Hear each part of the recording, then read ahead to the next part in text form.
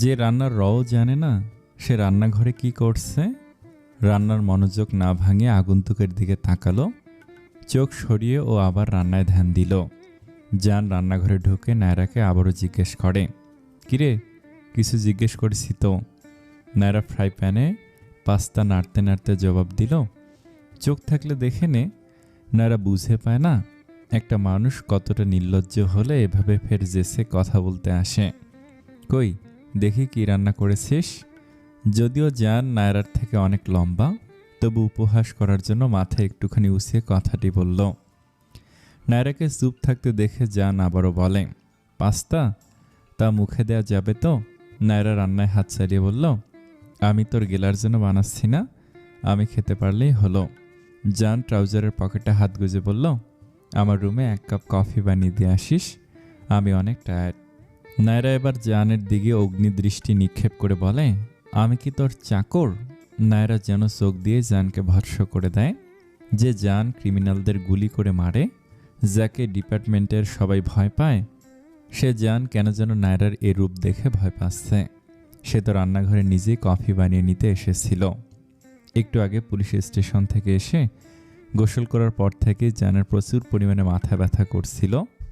আরে মাথা ব্যথা নিয়ে আর যাই হোক, কেস নিয়ে রিসার্চ করা সম্ভব নয় ওর পক্ষে, তাই তো কফি বানিয়ে খাবে বলে এসেছিল। জান এসে দেখলো রান্নাঘরে মহারানী ঘুটঘুট করছে, তাই তো নায়রাকে বলল 1 কাপ কফি দিতে। তুই তো চুলা দখল করে রেখেছিস, পাশের চুলা খালি পড়ে আছে, ওটায় পানি গরম করতে দে, যত সব। জান গোমরা মুখ নিয়ে তাই করলো। কোথায় ভেবেছিল নায়রার হাতের কফি খাবে, কিন্তু কি হলো, এই মেয়েটার প্রচুর শিয়ানা। জান কফি বানানোর পরও কিছুক্ষণ দাঁড়িয়েছিল নায়রার পাশে। এবার হলো নায়রা মহাবিরক্ত। এখানে দাঁড়িয়ে কি দেখছিস? জান কফিতে প্রথম চুমুক দিয়ে বলে, ফিরিতে সার্কাস। নায়রা নিজের ধৈর্য রাখতে পারল না, তে দাঁত খিঁচিয়ে জানকে বলে, এই তোর সমস্যা কি? তুই এখানে কেন পড়ে আছিস? ঢাকা চলে যেতে পারছিস না, যেখানে সারা বছর থাকিস? আর এই বাড়িতে যদি থাকিস তাহলে আমার সাথে একদম কথা বলতে আসবি না, এই আমি বলে দিলাম। জান নির্লিপ্তভাবে জবাব দেয়, তোর সাথে চাচি কথা বলতে পারবে না, মেজো ভাই মেজো ভাবি কথা বলতে পারবে না, আমি পারবো না। কেন? তুই কি রানী ভিক্টোরিয়া না রানী এলিজাবেথ? নায়রা কপাল কুঁচকে বলল, মেজো ভাবিকে? জান ক্রুর হেসে বলে, কে আবার? উপমা, তোর আদরের বোন। নায়রা উপমার নাম শুনে জান আরও রেগে গেল। জানের হাতের গরম কফিটার দিকে তাকিয়ে বলল, জান তোর হাতের কফির মগটা দে তো। জান ডান ভুরু নাচিয়ে জিজ্ঞেস করল, কেন আমার গায়ে মারবি বলে? এই তো খুব ভালো বুঝেছিস। শোন, বেশি বাড়াবাড়ি করলে তোর কফি না, বরং আমি নিজে কফি বানিয়ে তোর গায়ে সে গরম কফি ঢেলে দেব। জান ঠোঁটের কোণে বাঁকা হাসি ফুটিয়ে তুলে বলে, তাহলে কফিটা বানাচ্ছিস আমাকে খাওয়ানোর জন্য না হলেও আমার গায়ে ফিকে মারার জন্য তো বানাচ্ছিস। ব্রাভো নায়রা। জুলেখা বেগম এশার সালাত আদায়ের পর এখন তাসবিহ পাঠ করছেন। বিজলি জুলেখা বেগমের জন্য গরম মধু তুলসী নিয়ে এসেছেন।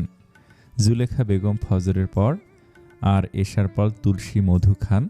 12 মাস কাশি থাকে কিনা, তে প্রতিদিন 2 বার সকাল রাত ওনার তুলসী মধু খাওয়া লাগে, আর এই গুরুর দায়িত্বটা বিজলি পালন করে আসছে।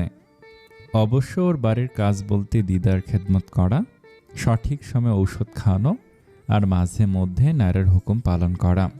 বাড়ির অন্যান্য সদস্যরাও তেমন কাজের কথা বলেন না। জুলেখা বেগম দত্তক নিয়েছিলেন কিনা, এই দত্তক নেওয়ার পেছনে বড় কৃতিত্ব নায়রার। সেই নায়রা যখন ক্লাস 7-এ পড়ে, তখন নায়রা ওর স্কুলের সামনে রাস্তায় বিজলিকে রোজ ভিক্ষা চাইতে দেখত। ওর স্কুলের সামনে রাস্তায় বিজলিকে রোজ ভিক্ষা চাইতে দেখতে দেখতে জাহিদ সাহেবের কাছেও অনেকবার বলেছিল বিজলিকে বাড়িতে নিয়ে আসার জন্য, কিন্তু জাহিদ সাহেব রাজি হচ্ছিলেন না। নায়রা ছোটবেলা থেকে অনেক জেদি, ও যা বলে তাই করেই ছাড়ে। জুলেখা বেগমের কাছে অনেকবার বলেছিল নায়রা, কিন্তু ফলস্বরূপ প্রত্যেকবার নিরাশ। এক পর্যায়ে নায়রা সবার সাথে কথা বলা বন্ধ করে দেয়। হঠাৎ একদিন নায়রা বাড়ির সবার প্রত্যাশিত এক কাজ করে বসে। স্কুল ছুটির পর বিজলিকে নিজেই বাড়ি নিয়ে আসে। নায়রার কথা একটা, ও আমার সাথে থাকবে মানে থাকবে, ব্যাস, দেখি তোমরা কে কি করো।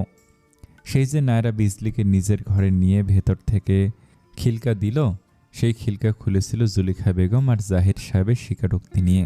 তারপর আর কি, জুলেখা বেগম আইনিভাবে জাহিদ সাহেবের সাথে পরামর্শ করে বিজলিকে দত্তক নিলেন। আর সেই থেকে আজ 11 বছর বিজলি জুলেখা মহলে থাকে।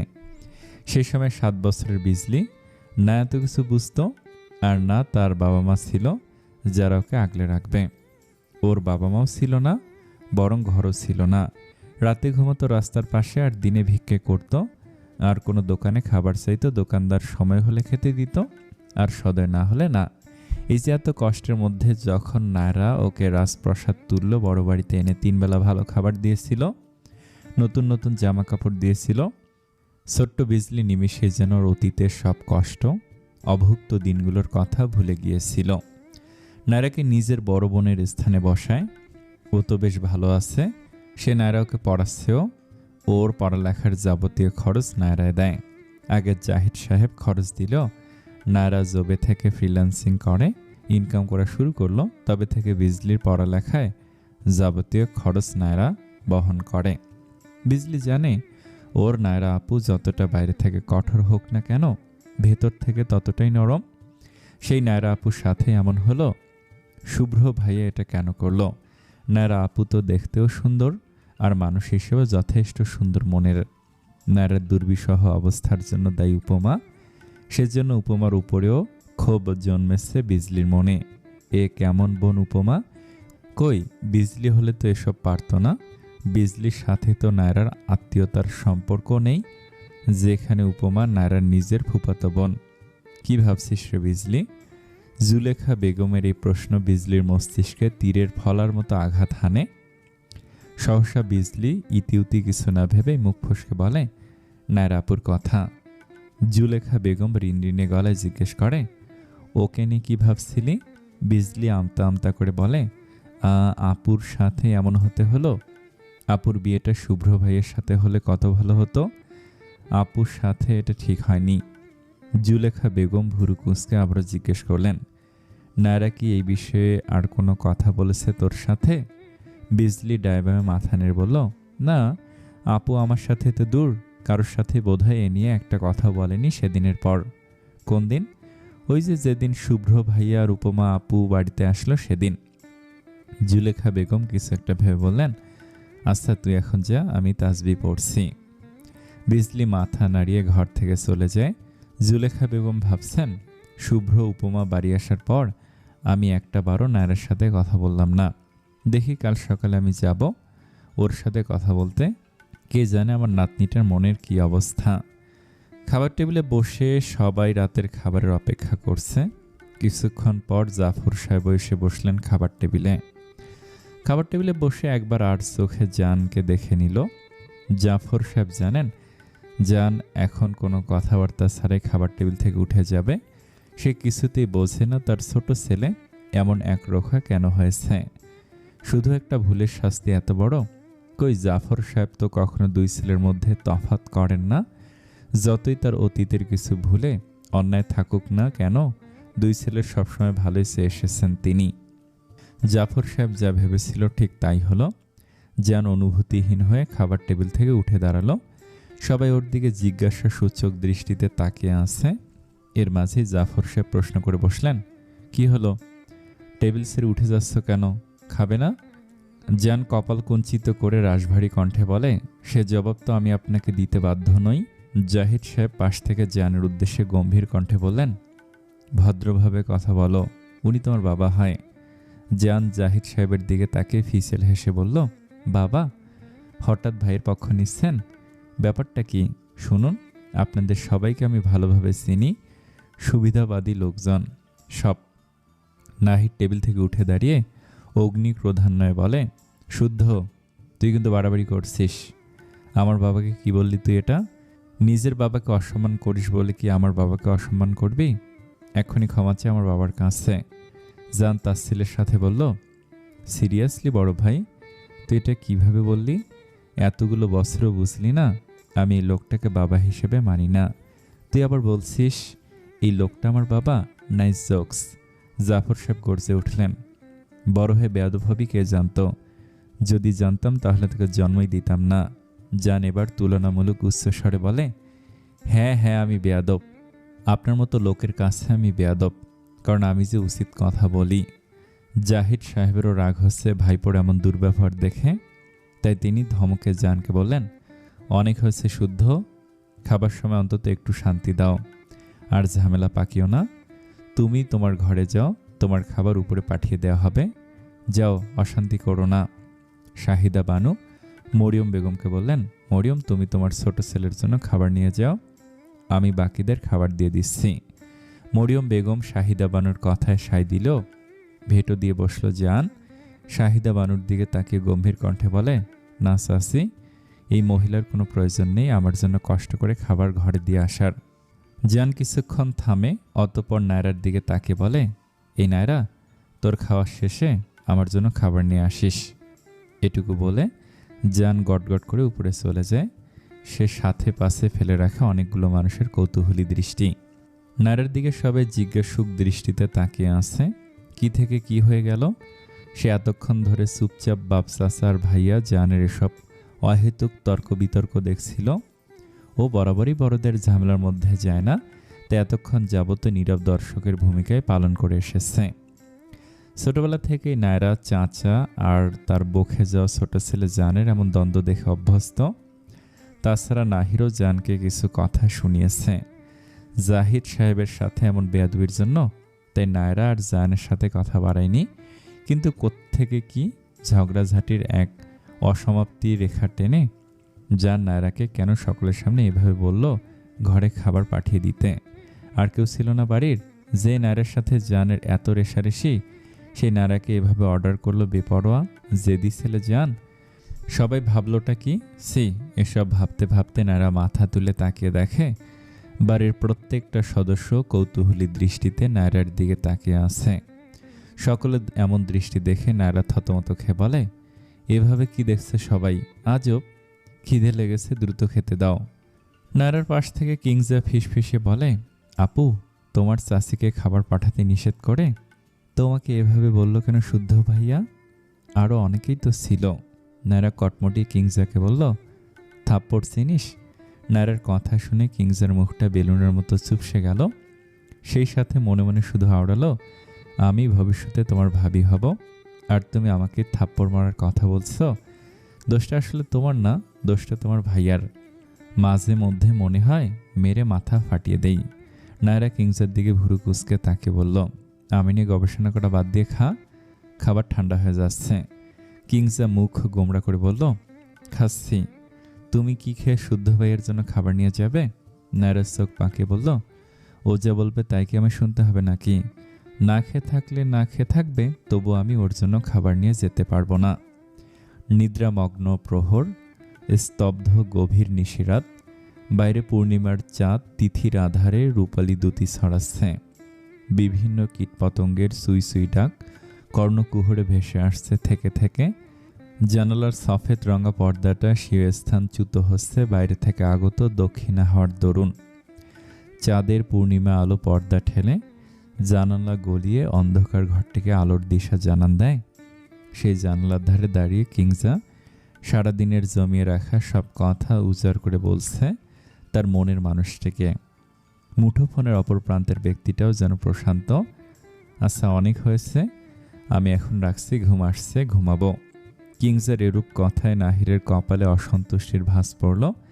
এতক্ষণের প্রেমালাপের লেশমাত্র কণ্ঠস্বরে রাখল না সে। রুষ্ট কণ্ঠে কিংজাকে বলে উঠল, ঘুম পাচ্ছে কেন? আমি না বলছি সারাদিন ঘুমিয়ে রাতে ঘুম পুষিয়ে নিবা? ঘুম পায় কেন? ঘুমাওনি? কিংজা ক্ষিপ্ত হয়ে যাওয়ায় বলে, না, এটা কি আমার বাবার বাড়ি নাকি যে সারাদিন পড়ে পড়ে ঘুমাবো? শ্বশুর বাড়ি। আমি সারাদিন অফিসে কাজ করে এসে যদি তোমাকে সময় দিতে পারি, তুমি কেন পারবে না বলো? আশ্চর্য, রাত 12টা বাজে, ঘুম আসবে না? নাহির এবার আরো ক্ষুব্ধ হলো। আদেশের সুরে বলে, তুমি এই মুহূর্তে আমার সাথে দেখা করবে। আমি ছাদে অপেক্ষা করছি, শুধু 5 মিনিট অপেক্ষা করব, না আসলে এরপর সোজা তোমার ঘরে। এরপরই কিংজার কানে ভেসে আসে লাইনচ্যুত হওয়ার পিক পিক শব্দ। পুরো নিস্তব্ধতায় ঢাকা জুলেখা মহলের নিচতলার লিভিং রুম। বাড়ির কোনো সদস্যই রাত 10:30টার পরে নিচতলার লিভিং রুমে থাকে না। যে যার কক্ষে চলে যায় রাতের আহার শেষে। এটি এ বাড়ির দীর্ঘদিনের রেওয়াজ। এখন রাত প্রায় 12:30 বা এর ধারের কাছে বাজে, তাই এখন আর নিচে কেউ থাকবে না। কিংজাও সেই ভেবেই গেস্ট রুম থেকে বেরিয়ে ছাদে যাওয়ার জন্য প্রস্তুতি নিল। এ বাড়িতে 3টে গেস্ট রুমেই নিচতলায়, আর কিংজাকেও এই গেস্ট রুমেই থাকতে হচ্ছে। নায়রার সাথে সেই ফোন কলে এ বাড়িতে এসে ঘুমিয়েছিল, কিংজা সেটা ভুলে গিয়েছে। নায়রার সাথে সেই কোন কালে এ বাড়িতে এসে ঘুমিয়েছিল কিংজা সেটা ভুলে গিয়েছে। নায়রার নিজের রুম কারোর সাথে কখনো শেয়ার করে না, এমনকি কোনো কাজিন বোনেরও না। সেই সুবাদে কিংজাও নায়রার ঘরে একসাথে ঘুমানোর ভাগ্য হয়নি এই বড় হওয়া অবধি। কয়েক পা করে কিংজা লিভিং রুমের দিকে যায়। এ বাড়িতে রাতে সবাই গভীর ঘুমে যাপন করলেও লিভিং রুমের একটা বাতি জ্বলতে থাকে বললে ভুল হবে, ইচ্ছাকৃতভাবে জ্বালিয়ে রাখা হয়। সেসবই ভাবে মাঝে মধ্যে কিংজা। টাকা থাকলে যা হয় আর কি, এ বাড়িতে এত অপচয় করে মানুষ, রাত বিরেতে সকলে ঘুম, তবুও লাইট জ্বলছে। এসব দেখে কিংজা অভ্যস্ত। প্রতি রাতে এই এক লিভিং রুম লাইট জ্বালানো থাকে। আগের দিন নাহিরের সাথে যখন দেখা করতে ছাদে গিয়েছিল তখনও দেখছিল কিংজা এই স্থানে, আর নায়রা ঘরের বাইরে করিডোরে লাইট জ্বালানো। কিংজা ভাবল বেহুদা এভাবে সারা রাত আলো জ্বলবে, এর চেয়ে ভালো আলো নিভিয়ে দেয়া। কিংজা উল্টো ঘুরে সুইচবোর্ডের কাছে যাওয়ার জন্য পেছন ফিরল।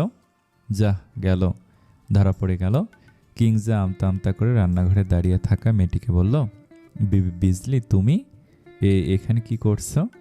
বিজলিও যেন ভয় পেল এ সময় কিংজাকে দেখে। কি বলবে এখন সে, সত্যি নাকি মিথ্যে? বিজলি গুছিয়ে মিথ্যে বলতে পারে না, তা আবার সেটা যদি হয় আকস্মিক, তাহলে তো আরও নয়। বিজলি ভাবছে কি বলা যায়। ভাবতে ভাবতে মুখ দিয়ে একটা মিথ্যে বলে ফেলল। আসলে রাতে তখন খাইনি তো, এইমাত্র পড়ে উঠলাম, তাই নিজের জন্য খাবার নিতে এসেছি। ও কিংজা আপু, তুমি কোথায় যাচ্ছিলে? কিংজা জানতো এমন একটা প্রশ্নের মুখোমুখি হতে হবে। ও কিছু একটা ভাবলো। ওর দেখা একটা হিন্দি সিনেমার কথা মনে পড়ে গেল। সেই সিনেমার নায়িকার মতো এখন কিংজার অবস্থা। কিংজা সে সময় নায়িকার বলা ডায়লগটাই বলে দিল। ঘুম আসছিল না, তাই ভাবলাম লিভিং রুমে হাঁটাহাঁটি করি। ও কিংজা খানিকক্ষণ থ মেরে দাঁড়িয়েছিল, বিজলির দিকে তাকিয়ে দেখলো ভালো করে ওকে। একটা গাঢ় নীল রঙের সালোয়ার কামিজ পরা, লম্বা চুলগুলো এক বেনি করে পিঠের ওপর রাখা, ফর্সা আহত মুখ, গায়ের রং অতিরিক্ত ফর্সা। গায়ের রঙের দিক দিয়ে দেখলে এ বাড়ির ছেলেমেয়েরা কেউই বিজলির ধারের কাছে নেই। ঘোলা চোখ, বাদামি চুল, এক কথায় ভীষণ সুন্দরী, বিদেশিদের মতো মুখের আদল, ফরেন বিউটি বলা যায় এই মেয়েকে। কিংজা নিজের হাতটার দিকে তাকে মনে মনে ভাবল, এই মেয়ের পাশে দাঁড়ালে আমাকে দেখতে কালি ছাড়ার কিছু লাগবে না। এত ফর্সা কোনো বাঙালিকে আমি আজ অব্দি দেখিনি। কিংজা কিছুক্ষণ বিজলিকে ফ্যালফ্যাল করে দেখল, অতঃপর নিজের মনে আওড়ালো, নাহির সাহেবের পছন্দ এত খারাপ। বিজলি অতি যত্নে খাবারগুলো প্লেটে সাজিয়ে নিয়ে রান্নাঘর থেকে কিংজার কাছে এসে বলল, তুমি দাঁড়িয়ে আছো যে? না এমনি। তুমি এখন উপরে যাবে? ঘরে গিয়ে খাবো।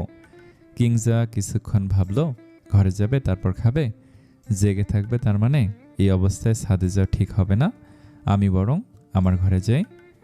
যা পারে তাই করুক ওই বদলোকটা। বিজলি তাহলে তুমি যাও, আমি ঘরে যাচ্ছি, আমার ঘুম আসছে। কিংজা হাই তুলতে তুলতে নিজের ঘরে চলে গেল। বিজলি মনে মনে বলল, কি আজব ঘুম রে বাবা, 2 মিনিটও হয়নি বলেছিল ঘুম আসছে না, হুট করে ঘুম চলে আসলো। সমস্যা কি সেটা বলো, এভাবে চুপ করে থাকবে না। গর্জে উঠে জিজ্ঞেস করলো জাইন। উপমা জলে ভেজা চোখ দুটো মুছে বলল, সমস্যা? তুমি সমস্যার কথা জিজ্ঞেস করছো? সারাদিন এই 4 দেয়ালের মধ্যে কাটিয়ে দিতে হয়। দোতলা লিভিং রুমে অবধি যাওয়া বারণ। কারোর সাথে অপ্রত্যাশিত দেখা হলে মুখ ফিরিয়ে নেয়, এমনকি নিজের মাও। বলো তো, আমাদের অপরাধ আমরা বিয়ে করেছি এটা? অপরাধ আপুর বিয়ে ভেঙেছে আমাদের জন্য, এটা অপরাধ? সব অপরাধ আমাদের, তাই না? শুধু আমাদের অপরাধ। কাঁদতে কাঁদতে বলল উপমা। জাইন উপমার চোখের পানি মুছে দিয়ে নরম কণ্ঠে বলল, আচ্ছা হয়েছে, আর কাঁদতে হবে না, দেখি আমার দিকে তাকাও। ইসরে, কেঁদে কেটে চোখগুলো ফুলে গেছে। উপমা জাইনের মুখের দিকে তাকিয়ে বলল, আপনি সত্যিটা কেন বলছেন না? সেদিন তো নায়রাকে বলতেই গিয়েছিলাম, ও তো আমাকে চর মেরে বুঝিয়ে দিল যে ও আমাদের কোনো কথা শুনতে চায় না। তবে কেন বলবো? তাহলে আমাদের সবাই দূরে ঠেলে রাখবে? জান উপমাকে জড়িয়ে ধরে চোখ বন্ধ করে বলল, সময় হলে সব ঠিক হয়ে যাবে। ওভাবেই বেশ কিছুক্ষণ জাইন উপমাকে জড়িয়ে ধরে রাখল নিজের প্রশস্ত বুকের মধ্যিখানে। উপমা, সারাদিন বাড়িতে থাকতে একা একা খারাপ লাগে? জাইন উপমার থেকে কিছুটা দূরত্ব ঘটিয়ে এবার গম্ভীরভাবে বলল, তাহলে একটা কাজ করো। উপমা কৌতূহলী কণ্ঠে শুধালো, কি? আমার বাচ্চার মা হয়ে যাও, আর একা একা থাকা লাগবে না। জাইনের এমন লাগামহীন কথায় উপমা লজ্জায় লাল হয়ে গেল। জাইনের থেকে ওর কিছুটা দূরত্ব নিয়ে মাথায় নিচু করে শাড়ির আঁচল আঙ্গুলে পেঁচাতে থাকে। জাইন এবার নিষ্প্রভ চোখে উপমার দিকে তাকিয়ে বলে, থাক, আর লজ্জা পেতে হবে না। জাইন নিজের তর্জনী আঙ্গুল দ্বারা স্টেডি টেবিলের দিকে ইশারা করে বলল, টেবিলে ওগুলো কার বই উপমা? উপমা টেবিলের বইগুলোর দিকে তাকিয়ে বলল, আমার বইগুলো যে ট্রান্সফার করে এই রুমে এনেছিলে সেদিন। তো কার জন্য? আমার জন্য না, পড়ার জন্য। ফাঁকিবাজ, কাল থেকে কলেজে যাবে, আর যতটুকু সময় ঘরে একা থাকবে পড়বে। অনেক সময় নষ্ট হয়েছে। উপমা এতক্ষণে বুঝলো তখন জাইন ওর সাথে মজা করছিল। উপমা, তুই সত্যি এত বোকা? কি কিছু বললে? কই না তো। জাইন ম্লান হেসে উপমাকে এক ঝটকায় নিজের বাহু ধরে নিয়ে বলল, মন খারাপ কমেছে? উপমা ওপর নিচ মাথা ঝাঁকিয়ে বলে, হ্যাঁ। জাইন উপমার গালে স্পর্শ করে বলে, নাও, আই নিড ইউ। যত দ্রুত সম্ভব কেসটা সলভ করতে হবে। ঢাকা টু রাজশাহী এসে হাল ছাড়ার কোনো মানেই হয় না। রাজশাহীর স্কুল কলেজের মেয়েদেরও ছাড়ছে না ওই জানোয়ারগুলো। জান 7টা মানুষের ছবি পরপর টেবিলের উপর সাজিয়ে রেখেছে। ভাবছে, বোঝার চেষ্টা করছে এদের মাস্টার মাইন্ডকে। কে বা কারা মেয়ে পাচারের মতো এমন জঘন্য কাজ করছে। 7টি যুবক ছেলের ছবি এখন জানের চোখের সামনে। যুবক বললে ভুল হবে, এদের বয়স সর্বনিম্ন 23 কিংবা 24, আর সর্বোচ্চ হলে 27-28 হবে। জানের মস্তিষ্ক বলছে মালিহার নিখোঁজের সাথে এই 7 জনের কেউ না কেউ জড়িত। কাল ইনভেস্টিগেশনের জন্য মহিলা কলেজে যেতে হবে। মালিহা হাসানের বন্ধুরা কেউ না তো কেউ জানবে ও কোন ছেলের সাথে মিশত, দেখা করত, ইনফ্যাক্ট কোনো প্রেমিক ছিল কিনা। এই বয়সের মেয়েদের প্রেমের সম্পর্ক আর কেউ জানুক আর না জানুক, বন্ধুগুলো অন্তত জানে।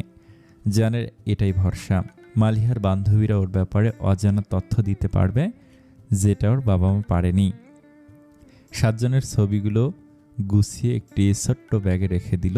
এরপর ফোনটা হাতে নিয়ে গ্যালারিতে ঢুকে বিগত 2 মাসের কেসের যে ছবিগুলো তুলেছিল সেই ছবিগুলোতে চোখ বোলাতে থাকে। মেয়ে নিখোঁজ হওয়ার কোনো কেস আছে কিনা। জান 2টো কেস পেয়েও গেল। আশ্চর্যজনকভাবে নিখোঁজ মেয়ে দুটোই রাজশাহী ইউনিভার্সিটির। জুনের 7 তারিখের একটা কেস, আর একটা কেস জুলাইয়ের 16 তারিখে। জানের অবাক হওয়ার থেকেও বেশি রাগ হচ্ছে, 2টো কেস কিভাবে আনক্লোজড রেখে দেয় ননসেন্সগুলো। 2 মাস ধরে তাহলে এসব চলছে ইউনিভার্সিটিতে, আর তারা কিনা টানা 1 মাস 22 দিন ধরে এদিক সেদিক খোঁজ করছে। জান অতিরিক্ত মাত্রায় রেগে গিয়ে চুল টেনে ধরে। এই প্রথম এত ভুগতে হচ্ছে কোনো কেস সলভ করতে গিয়ে। তবে এত সহজে তো হাল ছাড়ার পাত্র নয় সে।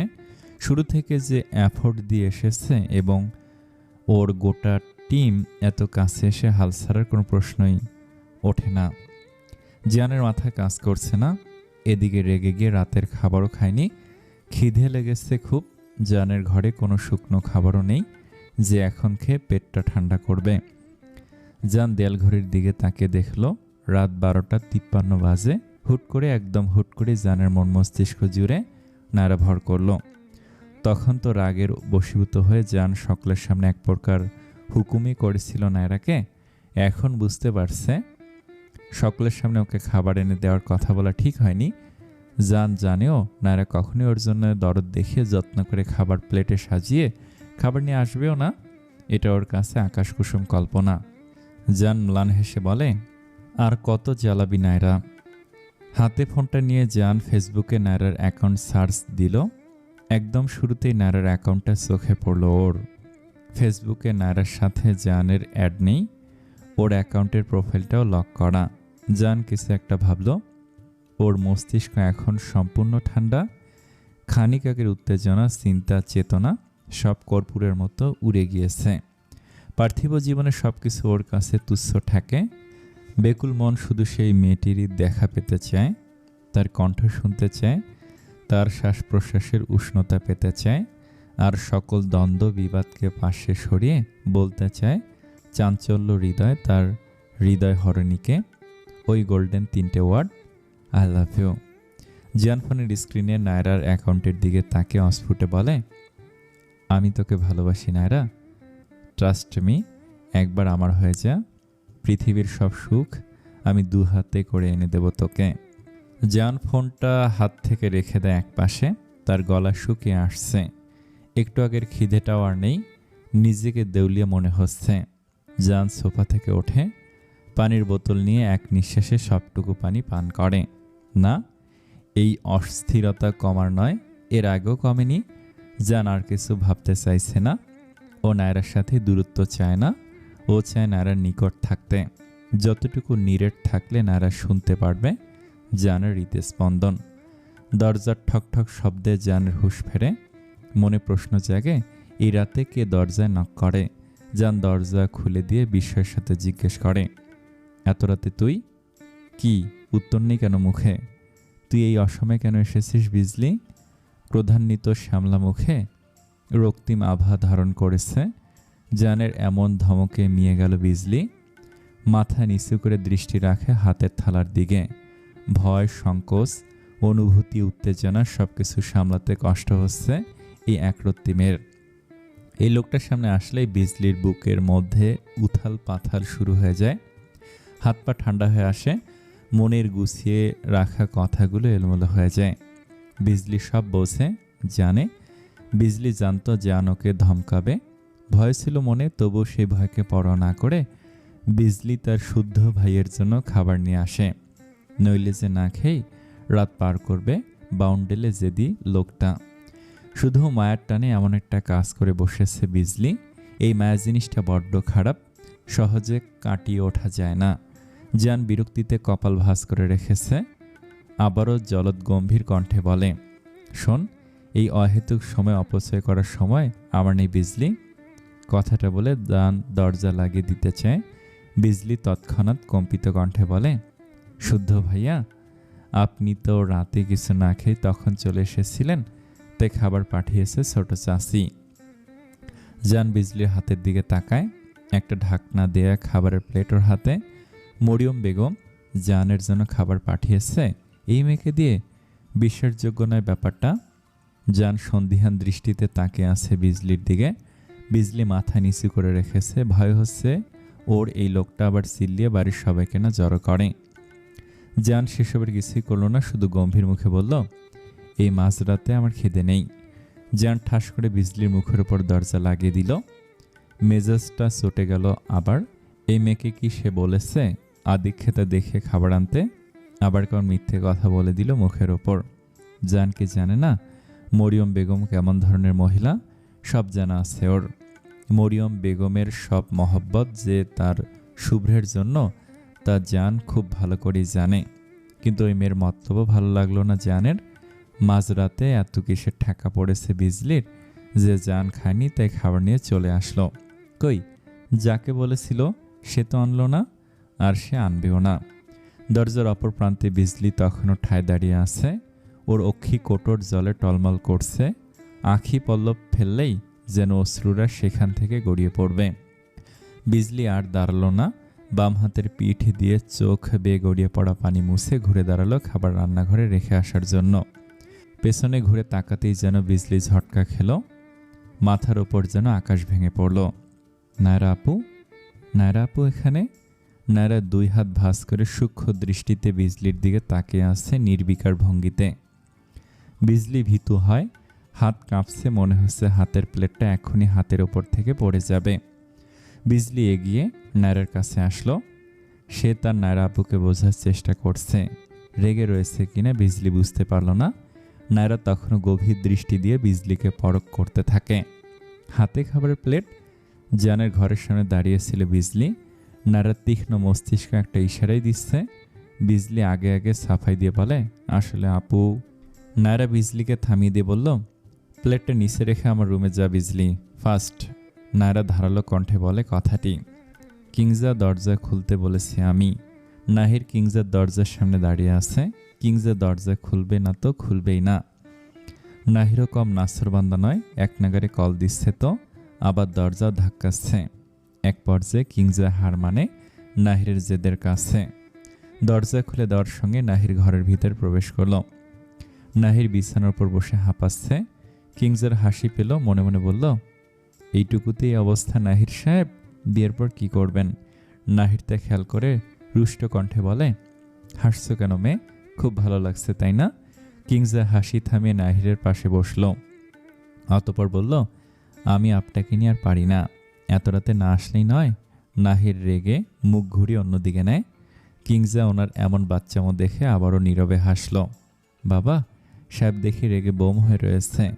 নাহির কিংজার দিকে তাকিয়ে আক্রোশ বিরক্তি নিয়ে বলল, কিছু না। কি? কিংজার কৌতূহলী দৃষ্টি। কাল খুব ভোরে আমি ঢাকা চলে যাব।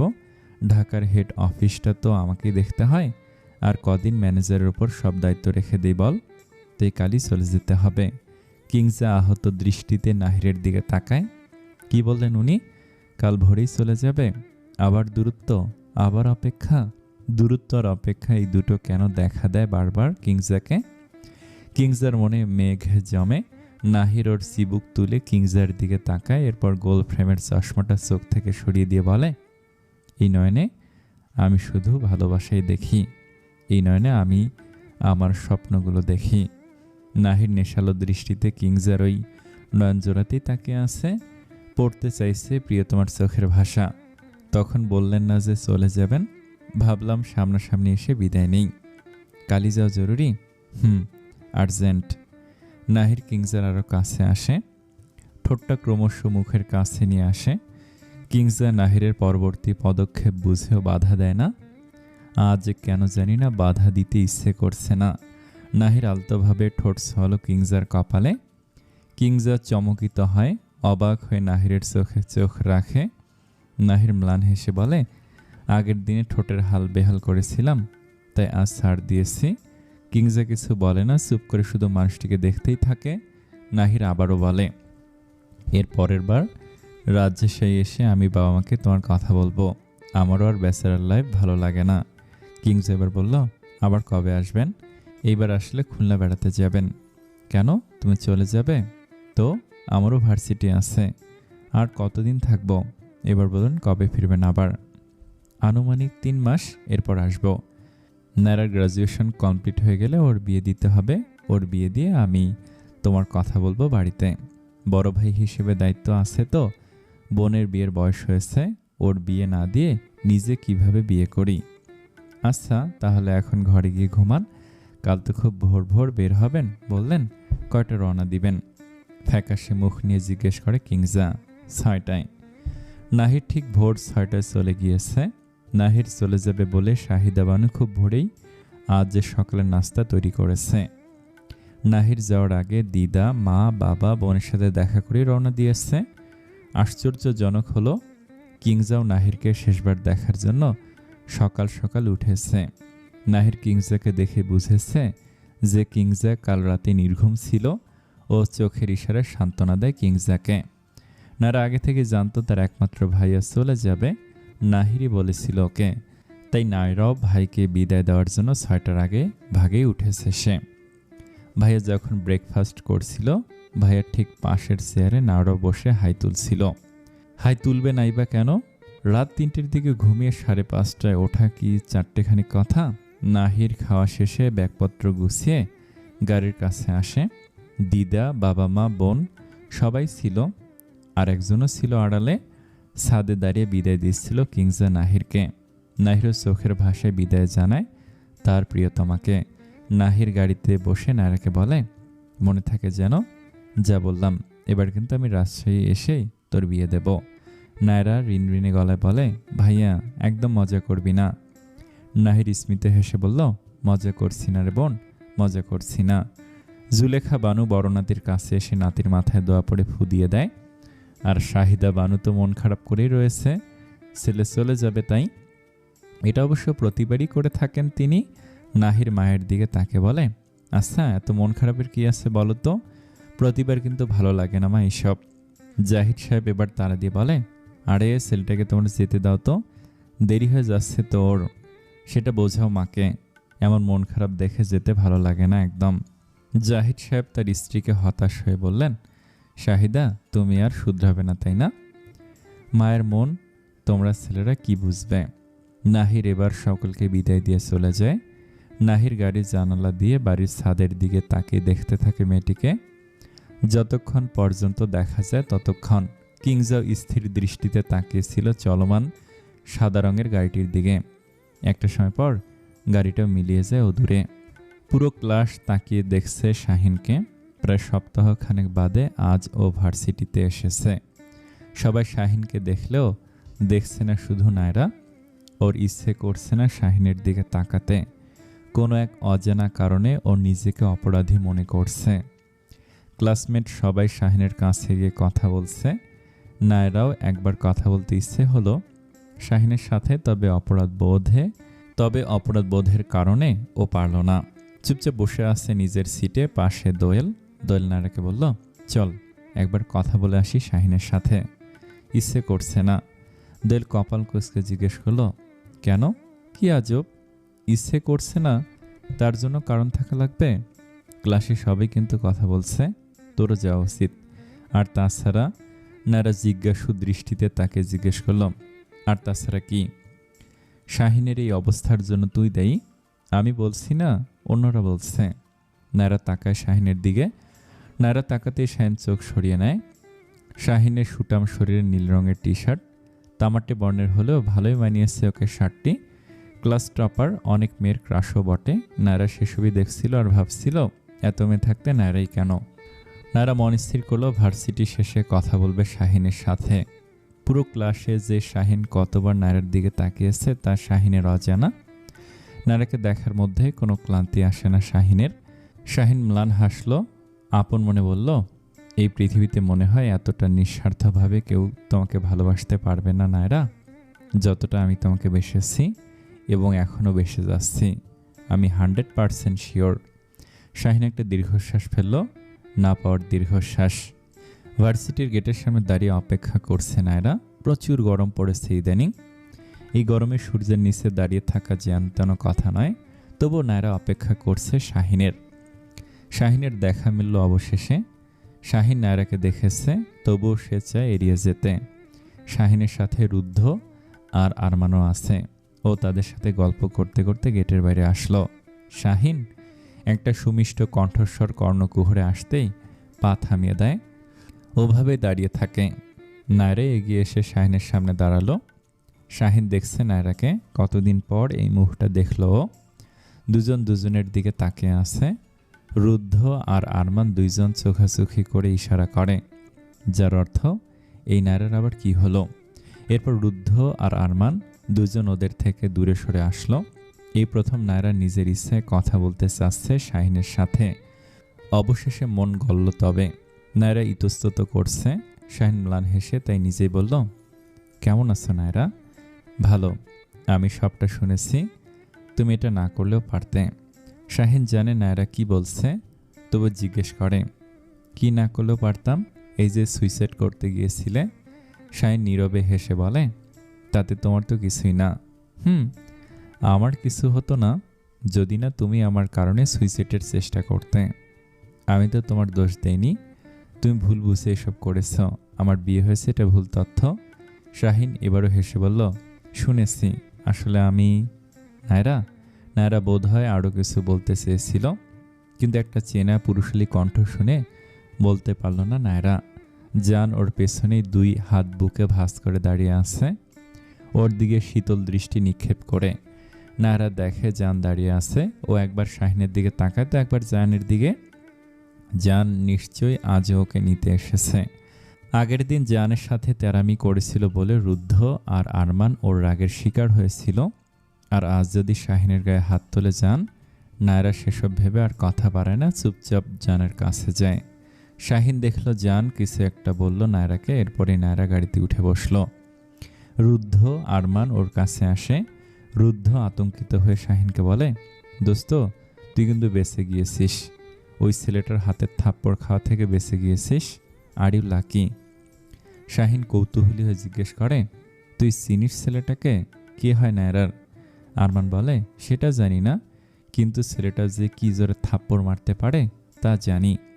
আরমান কথাটা বলেই ওর নিজের দুই গালে হাত দেয়। রাজশাহী শহরের সড়কে চলছে সাদা রঙের প্রাইভেট গাড়িটি।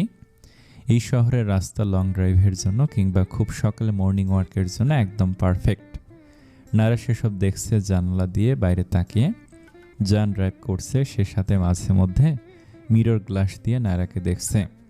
নায়রাকে লাগছে একদম শান্ত তটের মতো। কি হলো কে জানে, এই মেয়ে মানুষদের না বোঝা যায় না, কখন হাসে কখন কাঁদে, এ ব্যাপারে নিজেরাও বোধহয় ঠিকমতো অবগত নয়।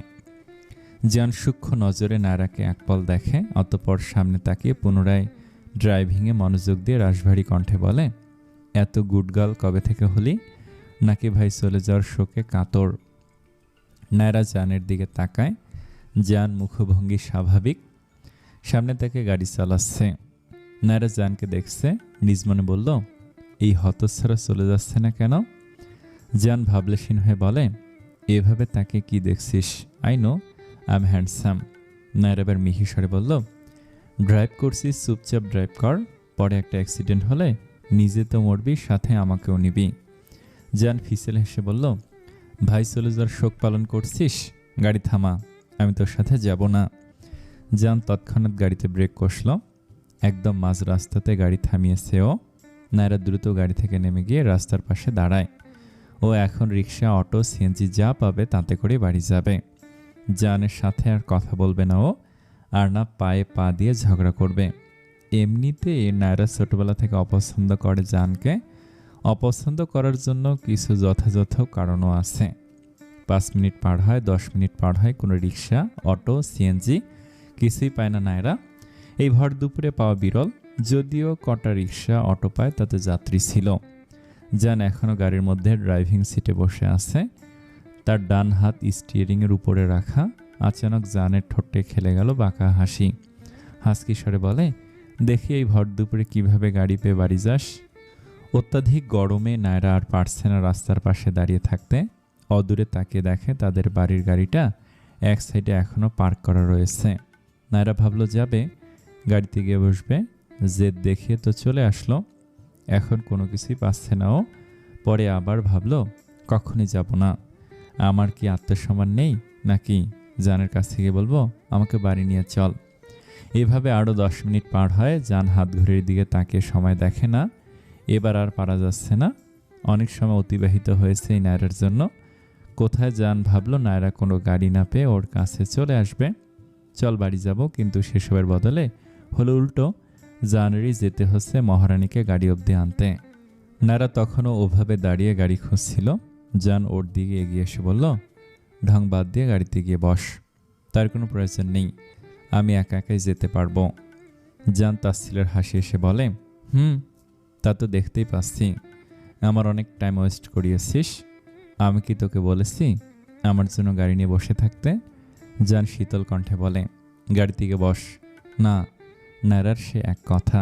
জান মাথা উপর নিচ নামিয়ে বলল, ওকে ফাইন। জান গটগট পায়ে গাড়িতে উঠে বসে। গাড়িটা নায়রার সামনে থামিয়ে শেষবারের মতো বলে, উঠে আয়। নায়রার নির্লিপ্ত জবাব, না। জান আর সাধল না, গাড়ি থেকে নেমে জোর জবরদস্তি করে নায়রাকে গাড়িতে উঠালো। জান, সব কিছুর লিমিট থাকে কিন্তু। হ্যাঁ, এতই যখন বুঝিস, তোর লিমিটটা ক্রস না করলেও তো পারিস। জান গাড়ির স্টিয়ারিং ঘোরাতে ঘোরাতে বলে। নায়রা অগ্নিমূর্তি ধারণ করে রয়েছে, হুঙ্কার দিয়ে বলে, আমি চিল্লাবো, যা পারিস কর। জান গাড়ি থামা। শোন, বেশি ভাইয়ের অধিকার ফলাতে যাবি না বলে দিলাম, আর তুই আমার ভাইও না। জান শোনে সব, অতঃপর কণ্ঠস্বর খাদে নামিয়ে বলল, আমি তোর ভাই হতেও চাই না, আমি জাস্ট আমার আমানতকে সেভ করছি। জান বাড়ির পোর্সের সামনে গাড়ি থামালো। কাঠফাটা গরম পড়েছে প্রচুর। জান গাড়ি থামাতে নায়রা সিট বেল্ট খুলে রেখে গাড়ি থেকে হন্তদন্ত হয়ে নেমে যায়। গাড়িটা সোজা গ্যারেজে নিয়ে পার্ক করে রাখে। ও গাড়ি পার্ক করে রাখতে আরেকটা নেভি ব্লু রঙা গাড়ি গ্যারেজে প্রবেশ করে। জান গাড়ি থেকে নামলো এবং জাইন নেভি ব্লু রঙের গাড়ি একটি নির্দিষ্ট স্থানে রেখে জাইনও নামলো। জান ঠোঁটের গোড়ায় বাঁকা হাসি নিয়ে 2 হাত বুকে বেঁধে জাইনের সামনে দাঁড়িয়ে আছে। জানের চোখে মুখে হাসির ছটা। বাহ, বিয়ের পর একদম পারফেক্ট হাজব্যান্ড হয়ে গিয়েছিস। জাইন ম্লান হেসে বলল, আমার কথা বাদ দে, তোর কথা বল। তুই বাইরে যাস কখন আর বাড়িতে আসিস কখন? তোর তো দেখা পাওয়া মুশকিল শুদ্ধ। আমি তোর সাথে কথা বলবো বলে তোর রুমে যে কয়বার গিয়েছিলাম, দেখি তুই রুমে নেই, আর বুঝলাম তুই বাড়িতেও নেই। থাকিস কখন বাড়ি? জাইন ওর পামলার কাটিং এর চুলগুলোতে হাত বোলাতে বোলাতে বলে, বাড়ি থাকতে ভালো লাগে না? আবার বলিস না তাহলে ঢাকা চলে যা। জান থামে, আবার বলে, এই তোর না নিজের ঘর ব্যতীত অন্য প্রান্তে যাওয়া নিষেধ? তাও তুই আমাকে খুঁজতে আমার রুমে এসেছিলি? জাইন এবার শীতল চোখে জানের দিকে তাকা, অতবার গম্ভীর কণ্ঠে বলে, তুই কি করতে চাচ্ছিস শুদ্ধ? জানের ভাবলেশীন জবাব, খুব কষ্ট হচ্ছে শাস্তি পেতে। দেখ, আর 3 মাস ওর গ্র্যাজুয়েশনটা কমপ্লিট হোক, দেন আমি ওকে বিয়ে করব আর বাড়ির সবাইকে সবটা ক্লিয়ার করব। তোর মনে হয় নায়রাকে তুই প্রপোজ করবি আর ও রাজি হয়ে যাবে? এতদিন এই চিনলি ওকে? জান এক রহস্যময় হাসি দিয়ে বলে, আমার কাছে প্ল্যান A, B, C রয়েছে। একটা ফেল করলে আরেকটা ট্রাই করব। এরপর আরও কিছুক্ষণ সময় ওদের দুজনের মধ্যে কথা হলো। কথা শেষে দুজন একসাথে সদর দরজায় পা দিতেই হা হয়ে গেল। বাড়ির মহিলারা সব নায়রা আর উপমাকে দেখছে। উপমা আজ কলেজে গিয়েছে। এই তো আসার সময় জাইনের সাথে এসেছেও। জাইনকে বাড়ির পোর্সের সামনে নামিয়ে দিয়ে গাড়ি রাখতে গ্যারেজে যায়। নায়রা এমনিতেই প্রচুর রেগেছিল, যার কারণ অবশ্য জান এই গরমে মেজাজ নিয়ে যখন শুনল পেছন থেকে উপমার গলা, তখন আর নায়রা নিজেকে নিয়ন্ত্রণে রাখতে পারল না। শুরুতে নায়রা কিছুক্ষণ উপমার সাথে কড়া গলায় কথা বলেছে, যার দরুন বাড়ির সব মহিলারা হয়েছে একত্রিত। শাহিদা বানু আর মরিয়ম বেগম রান্নাঘর থেকে নায়রার এমন কর্কশ কণ্ঠে লিভিং রুমে ছুটে আসে। বিজলি আজ কলেজে যায়নি, নিজের ঘরে পড়ছিল, তাই নিচ থেকে আপুর চিল্লানোর আওয়াজ পেয়ে ধপাধপ পা ফেরে নিচে আসে। আর জাহিদ সাহেব, জাফর সাহেব অফিসে রয়েছে কিছু ব্যবসায়িক জটিলতার জন্য বাড়ি আসতে পারেনি। তবে আজ জাইন অফিস থেকে দুপুরে বাড়ি এসেছে। মূলত উপমাকে কলেজ থেকে ড্রপ করে বাড়ি একেবারে ফিরে এসেছে। সন্ধেবেলায় যাবে আবার অফিসে। অন্যান্য দিন ও দুপুরে বাড়ি ফেরে না, সকালে অফিস যায় আর রাত 8টার দিকে বাড়ি আসে। নায়রা উপমাকে থাপ্পড় মেরেছে। কথাটা জাইন বিজলির কাছে জিজ্ঞেস করলে বিজলি এটা বলে। জাইনের পাশে জান আছে। ও বিজলির দিকে এক পলক বিরক্তি নিয়ে চোখ সরিয়ে নেয়। বিজলিরও কেমন অস্বস্তি হচ্ছিল কাল রাতের কথা ভেবে। শুদ্ধ ভাইয়া তাকে কি না কি ভাবছে। উপমা, তুই এর থাপ্পড়টা ডিজার্ভ করিস, বুঝলি? ইউ ডিজার্ভ ইট। নির্লজ্জে মেয়ে কোথাকার, তোর লজ্জা করে না আমার সামনে আসতে, আমাকে আপু বলে ডাকতে? বেহায়া মেয়ে। উপমা কিছু বলে না, কাঁদছে আর কিছুক্ষণ পরপর নাক টানছে। জাইনের ভীষণ রাগ হলো নায়রার ওপর। বাড়ির সবাইও কেমন নীরব দর্শকের মতো সবটা দেখছে। জাইনেরও রাগের পারদ তরতর করে বেড়ে গেল। জাইন উপমাকে নিজের বাহুডোরে আগলে নেয়, চোখের পানি মুছিয়ে দিয়ে বলে, কি হয়েছে? এভাবে কাঁদে কেউ? বোকা মেয়ে। নায়রা জাইন আর উপমাকে এভাবে এতটা ঘনিষ্ঠ অবস্থায় দেখে চোখ সরিয়ে নেয়। বিরক্ত লাগছে এসব সব কিছু দেখে। জাইন আর উপমাকে এভাবে দেখে বাড়ির বড়রাও সংকোচ নিয়ে চলে যায়। ছোটদের ব্যাপারে না থাকাই ভালো। শাহিদা বানু দোতলায় যাওয়ার আগে বলল, শুদ্ধ, তোর ভাইকে একটু সামলে নিস, মনে হচ্ছে আজ নায়রার ওপর অনেক রেগে গিয়েছে। নায়রাও মাথাটা ঠিক নেই, দেখিস বাবা। জান চাষির কথার জবাব দেয় না, চোখ মুখ শক্ত করে দাঁড়িয়ে আছে ও। জাইন রক্তচক্ষু নিয়ে নায়রার দিকে তাকায়, উপমাকে ছেড়ে দিয়ে নায়রাকে বলে, কোন সাহসে তুই আমার বউয়ের গায়ে হাত তুলিস? Have you any common sense? Nayra রুষ্ট কণ্ঠে জাইনকে বলল, তোর বউ আমার সাথে কথা বলতে এসেছে কেন? আমি বারবার বলেছি ওকে আমার সাথে যেন ভাব জমাতে না আসে। আগে ঘর ঠিক কর, তারপর বাইরে ঠিক করতে আসিস। জাইন আলোর কিছু বলবে, তারপর উপমা কম্পিত কণ্ঠে বলে, ঝামেলা করো না, ঘরে চলো। উপমা তুমি থামো। এরপর নায়রাকে ধমকে বলে, তুই ভিকটিম আর আমরা ক্রিমিনাল, এটাই তো প্রমাণ করতে চাইছিস তাই না? বাড়াবাড়িরও একটা সীমা থাকে। তুই নিজের মনকে প্রশ্ন কর, আজ তুই যেটা করেছিস সেটা ঠিক কিনা। আরে আমি তো বেঁচে গিয়েছি তোর মতো একটা অহংকারী স্বার্থপর জেদি মেয়েকে বিয়ে না করে। এতদিন ভেবেছি তোর সাথে যেটা করেছি সেটা অন্যায়, কিন্তু না, আমি এতদিন ভুল ছিলাম। তোর সাথে যেটা হওয়ার সেটাই হয়েছে। জান ক্রোধান্বিত হয়ে হাত মুষ্টিবদ্ধ করে ফেলে। জাইনের সাহস হয় কীভাবে নায়রাকে এত কিছু বলার। জান নায়রার কাছে গিয়ে বাজ পাখির মতো ওর হাতটা ধরে টানতে টানতে উপরে নিয়ে যায়। নায়রার একটা ব্যবস্থা করতে হবে, জাইনকে তো পরে দেখে নেবে ও। জান এক ঝটকায় নায়রাকে ঘরে নিয়ে আসে। নায়রা ক্রোধে লাল হয়ে রয়েছে। জান এবার ওকে জলদ গম্ভীর কণ্ঠে বলল, তুই কাজটা ঠিক করিসনি নায়রা। উপমা ও তোর ছোট বোন, ওর ওপর কোনো ক্ষোভ রাখিস না। কেন এত হিংসে কেন করিস তুই ওকে? জাইনকে বিয়ে করেছে তাই তুই এমন রুড হবি? যা হওয়ার তো হয়ে গিয়েছে, ওদেরকে সুখে থাকতে দে। উপমা তোর ছোট বোন, তোর ছোট বোনের সাথে এভাবে কম্পিট করিস না। নায়রা এবার যেন কেঁদে দিল। তুই কিছু জানিস আমি কতটা মেন্টালি ডিস্টার্ব থাকি? কাঁদি না বলে কি আমি সুখে আছি?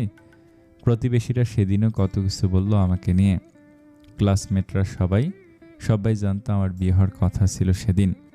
কৈফিয়ত দিতে হয় আমাকে, সত্যিটা বলতে পারি না। তার উপর তুই আমাকে তোর অপছন্দ। আমি জানি তুই অনেক সুখী আমার মতো বড় ক্ষতিতে। আমি জানি তুই অনেক খুশি আমার এত বড় ক্ষতিতে। আরে আমাকে একটু একা থাকতে দে। সবসময় আমার তোর এত লুবিং ইয়ার্কি তামাশা ভালো লাগে না। আর তোর ভাই আজ কি বলল? আমার সাথে এটাই ঠিক হয়েছে। শোন জান, আমি তোর ওই ভাইকে কোনো দিন ক্ষমা করতে পারবো না। কোনো মেয়ে পারবে বল? চোখের সামনে আমি কিভাবে এটা সহ্য করি? যার সাথে বিয়ে হওয়ার কথা ছিল সে আমাকে রেখে আমারই কাজিনকে বিয়ে করে একসাথে থাকছে, সংসার করছে। কেউ করার কষ্ট বোঝে না। নায়রা অশ্রুসিক্ত চোখে জানের দিকে রক্তচক্ষু নিয়ে তাকিয়ে রয়েছে। এই যে মেয়েটা কাঁদলো, তাতেও কিন্তু রাগ কমেনি। জান এসব দেখছে থমথমে মুখ নিয়ে দাঁড়িয়ে। নায়রা চোখের অশ্রু তর্জনী দ্বারা মুছে জানকে তেজিয়ান কণ্ঠে বলল, আমি তোর ভাইকে ক্ষমা করব না। আই রিপিট, আই কোনো দিন জানকে ক্ষমা করব না। জান নির্লিপ্ত হয়ে থতমত মুখে নায়রাকে দেখছে। ওর অন্তরিক্ষ হাজারো কাতরতা নিয়ে আপন মনকে বলে, ওকে ক্ষমা করতে হবে না, কিন্তু আমাকেও ভুল বুঝিস না নায়রা, প্লিজ কখনো ভুল বুঝিস না। জাইনের এই কথা নায়রা শোনেনি, শুনবে কি করে? জান তো মুখ ফুটে এই আবেগঘন কথাটি বললই না, শুধু বলল নিজের মনকে। কিন্তু এই মন তো বলতে চায় নায়রাকে। ক্যাসানোভার নাম শুনেছিস? শহরের রাস্তার বুক জুড়ে একের পর এক ছোট বড় গাড়ি চলছে। সেসব গাড়ির আলোয় এই রাতের শহরটাকে লাগছে ছোট্ট লন্ডন শহর। রাতের সাথে আলোর এক অতপ্রত সম্পর্ক রয়েছে।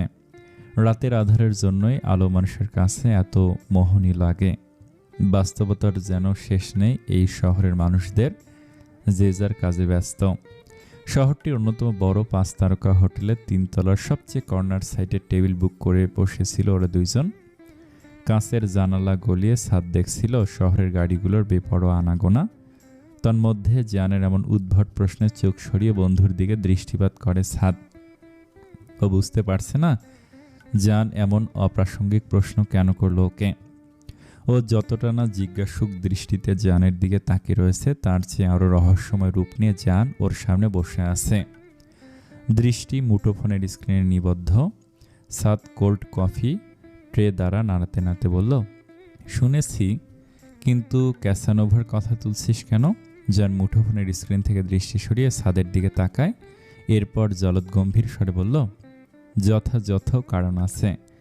ক্যাসানোভার ব্যাপারে মেবি তোর কোনো ধারণা নেই। ওকে আমি এক্সপ্লেন করছি। ক্যাসানোভাকে এক কথায় কুখ্যাত কোনো নগরী বলা হয় যেখানে পুরুষরা নারী শিকার করে। রাজশাহী শহরটাকে এদিক দিয়ে বিবেচনা করলে এই মুহূর্তে ক্যাসানোভা বলাই যায়, কারণ নারী পাচারকারী এই শহরে রয়েছে এখন। তাদের শিকার করার ধরন হয়তো বা ভিন্ন, তবে নারীদের স্বীকার তো করছে, হোক সেটা জোর জবরদস্তি কিংবা ইমোশনাল ব্ল্যাকমেল করে। And this is very true. Saad cold coffee খেতে খেতে জানের এসব কথা শুনছিল এতক্ষণ ধরে। জানের কথা শেষে মুখ থেকে স্ট্রো সরিয়ে বলে, বুঝলাম, এইবার আসল কথা বল। মালিয়া হাসান নামের মেয়েটার কলেজে গিয়ে কোনো ক্লু পেলি? ওর বন্ধুরা কিছু বলেছে তোকে? জান একটা দীর্ঘশ্বাস ফেলে বলল, ওর বয়ফ্রেন্ড ছিল। যেদিন নিখোঁজ হয় সেদিনও কোচিং শেষে ওর বয়ফ্রেন্ডের সাথে মিট করে। ইনফ্যাক্ট ওরা প্রায় এভাবে মিট করত। আমি দীর্ঘ সময় আজ মেয়েগুলোকে জিজ্ঞাসাবাদ করেছি। ওই মেয়েটার সাথে মালিহার 6 মাসের সম্পর্ক। একটা কথা বলতো সাদ, মেয়েরা এত বোকা হয় কেন? 6 মাসের সম্পর্কে কাউকে এতটা বিশ্বাস করে কিভাবে? সাদ মনোযোগ দিয়ে ওর কথা শুনে গলা খাকারি দিয়ে শুধালো, ওই মেয়েগুলোকে 7টা ছেলের ছবি দেখিয়েছিলি, ওদের মধ্যে কেউ হয়তো মালিহার বয়ফ্রেন্ড? জানের শ্যাম সুন্দর মুখটিতে জুড়ে ছেয়ে যায় নিকষ আধার গাম্ভীর্যতা। এত দূর এসে হাল ছাড়ার পাত্র জান ফারাজ নয়। এতদিনের অভিজ্ঞতা যেন কোনো কাজে আসছে না ওর এখন। 6 সেন্স কাজ করছে না। জান হতাশ হয়ে বলে, না, ওরা 7 জনের কেউ নয়, অন্য কেউ। আর আমার যতটুকু মনে হলো মেয়েগুলো আমাকে ভয় পাচ্ছিল। খুবই সহজ সরল, তাই মিথ্যে কথা বলিনি। হঠাৎ ছাদের মাথায় খেলে গেল এক অতীব গুরুত্বপূর্ণ প্রশ্ন। কোনো ভনিতা না করে জানকে জিজ্ঞেস করলো, মালিহার বয়ফ্রেন্ডের নাম জিজ্ঞেস করেছিস মেয়েগুলোর কাছে? সাদ আগ্রহী হয়ে শুধায়, কি নাম? জান শীতল কণ্ঠে জবাবে বলে, মেহেদি। কিংসের মন মেজাজ আজ ভালো নেই। ভালো থাকবে বা কি করে? খাবার সময় কেমন চুপচাপ নীরব ছিল। যেই মেয়েটার ঠোঁটের কোণে সর্বদা হাসি লেপ্টে থাকতো, তার আজ এমন উদাসীনতায় প্রশ্নবিদ্ধ করল শাহিদা বানুর মন। নিজের মেয়ে না হয় একটা কারণে মুখ ভার করে রাখে, তবে আজ কিংসের কি হলো ঠাওর করতে পারল না শাহিদা বানু। বিকেলের দিকে শাহিদা বানুর মেজো বোন শ্যামলী ফোন করেছিল, কালি নাকি পাঠিয়ে দিতে বলেছে তার মেয়েকে। কিংসের বড় ভাই কাল আসবে ওকে নিতে। শাহিদা বানুরও তো মন ভালো নাই, ছেলেটা আবার দূর শহরে চলে গেল।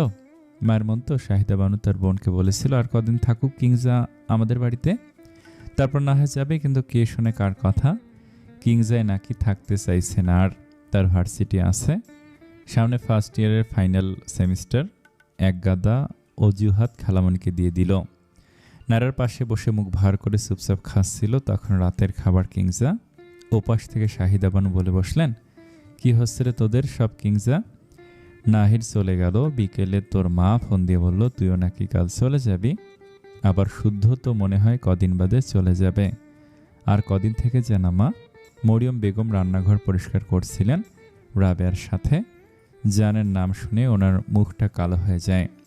কিংসের অস্বস্তি হচ্ছে, কি বলবে করে বলে দিল ওর একাডেমিক পড়াশোনার কথা। পাশ থেকে নায়রা একটা কথা বলেনি, ওর কথা হচ্ছে কেউ থাকতে না চাইলে না থাকবে, কিন্তু এভাবে ফোর্স করার কি মানে আছে? সত্যি তো কিংসের তো কত দিন সময় নষ্ট হলো নায়রার এই বিয়ের জন্য, কিন্তু আফসোস বিয়েটাই তো আর হলো না। তাইও কিংসাকে থেকে যাওয়ার জন্য জোরাজোরি করলো না। চলে যেতে যখন চাইছে ওর ইচ্ছের বিরুদ্ধে আটকে রেখে লাভ কি? রাতের খাওয়া দাওয়া শেষে কিংজা আপুর ঘরে গেল। তখন সবে 9:27।